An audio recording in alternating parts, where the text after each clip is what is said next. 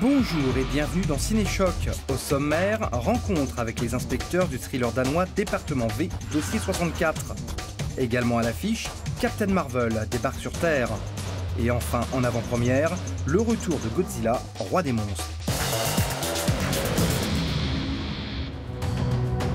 Les Scandinaves sont devenus les nouveaux maîtres du polar.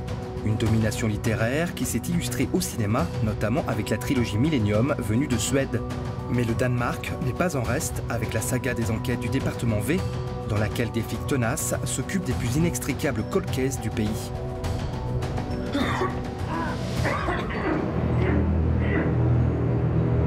On y suit Karl Mork, implacable et associable, et son inverse, Assad. Ce duo improbable est devenu en 4 épisodes l'un des plus populaires du Danemark.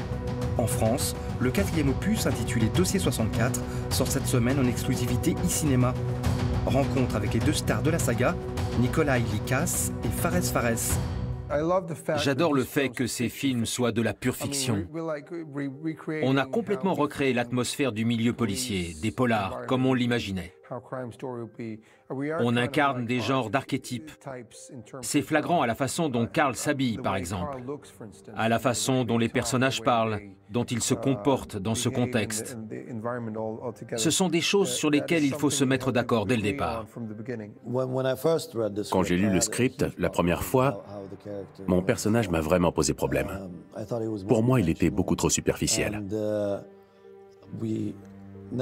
On n'a jamais rencontré l'auteur de la saga, pas une seule fois, pour aucun des 4 films.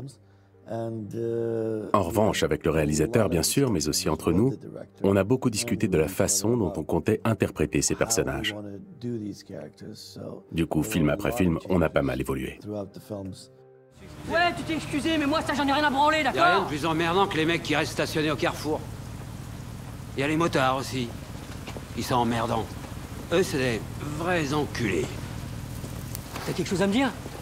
Quelqu'un t'a sonné, espèce de connard?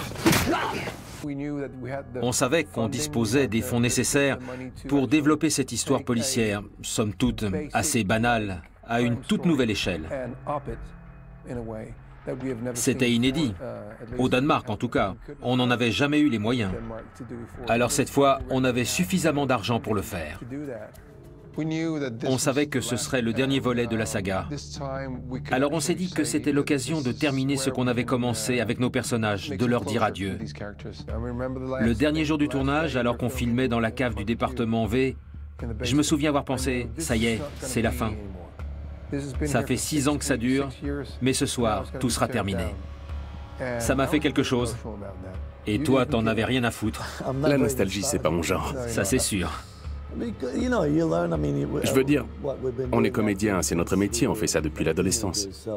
On travaille avec tellement de gens sur tellement de projets. On ne peut tout simplement pas s'impliquer émotionnellement. C'est impossible. Il a aucun cœur, c'est un monstre.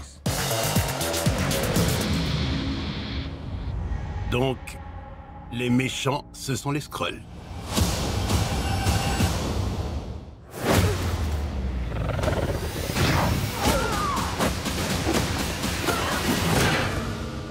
Et vous êtes une Kree. Dans la super guerre que se livrent Marvel et DC Comics pour la domination du box-office mondial, ce dernier avait marqué un point en livrant le premier méga succès d'un film de super-héroïne, alias Wonder Woman. Qu'à cela ne tienne, Marvel dégaine à son tour son atout féminin. Captain Marvel, c'est l'histoire de Carol Danvers, jeune femme qui va découvrir ses incroyables origines et se retrouver au cœur d'une guerre intergalactique. J'ai souvent des flashs, comme des souvenirs. Quelque chose dans mon passé est la clé de tout ça. Vous savez le piloter? On verra. C'est oui ou non, sinon il n'en est pas question. C'est oui.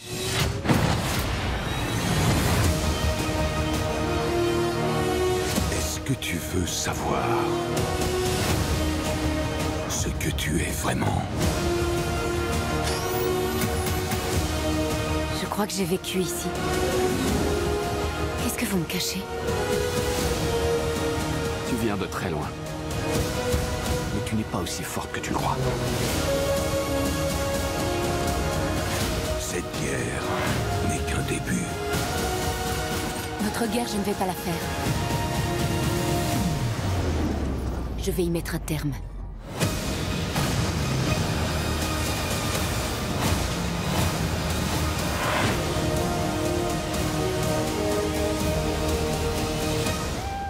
Oh, mais que t'es mignon, t'es trop mignon, toi, comme ça.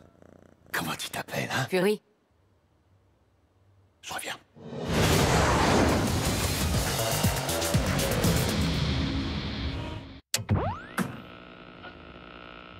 Il y a des monstres et il y a le monstre. Ce n'est pas pour rien que le second épisode de Godzilla est sous-titré Roi des monstres. Malgré les résultats en demi-teinte du premier opus, la saga de la créature la plus populaire du Japon revient accompagnée de quelques congénères de grande taille. C'est Michael Dougherty qui assure cette suite, ancien scénariste de Bryan Singer, pour qui il a signé 2 X-Men et Superman Returns. La destruction totale est prévue pour fin mai. Ciao et à la semaine prochaine. Mesdames, messieurs, nous pensons que ces titans ne sont que la partie émergée de l'iceberg.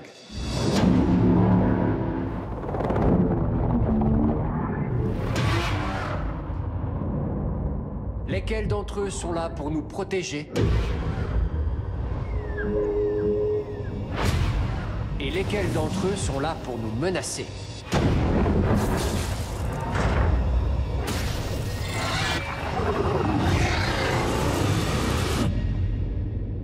Vous voulez faire de Godzilla notre animal de compagnie? Non. Ce serait notre maître. Vous êtes sûr qu'il n'est pas en danger?